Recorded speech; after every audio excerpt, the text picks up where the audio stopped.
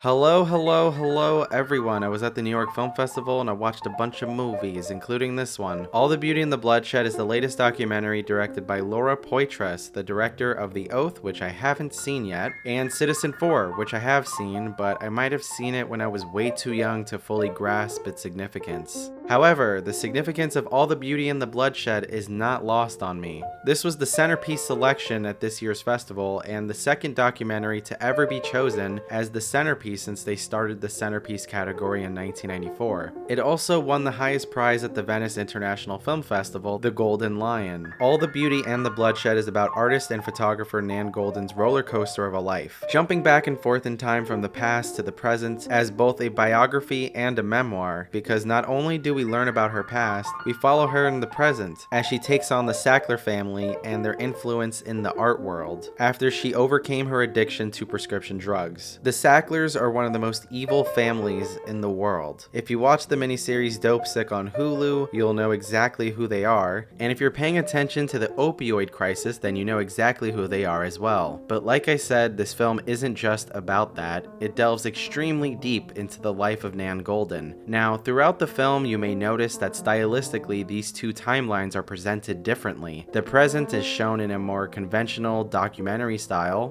where we follow Nan and her allies through all of these protests and events, and the past is shown through mainly pictures and occasionally what I'm assuming is either Super 8 or 16mm film reels that Nan took throughout her life, with her narrating her experience over these images. The past is what I found to be the most compelling, especially the way it's presented, and at times it feels like Nan is directing the past and Laura is directing the present. But both of these timelines come together at the end and create a sense of meaning that in one way is pretty obvious if you think about it, but hearing Nan come to that realization herself is equally powerful. The pictures we see are beautiful, revealing, heartbreaking, horrifying. It really covers the spectrum of emotions, and I never felt like Nan was ever holding back. She's gone through a lot, and she has a no bullshit New York personality, which I love, and is extremely watchable. During the Q&A after the film, Nan was asked if her and the director thought about certain things artistically when making the documentary, and she bluntly responded saying that she doesn't like to dissect art. And I think to dissect this film wouldn't add to it more than just experiencing her life through this film, because I think almost everything I could say about it in terms of its plot is a spoiler.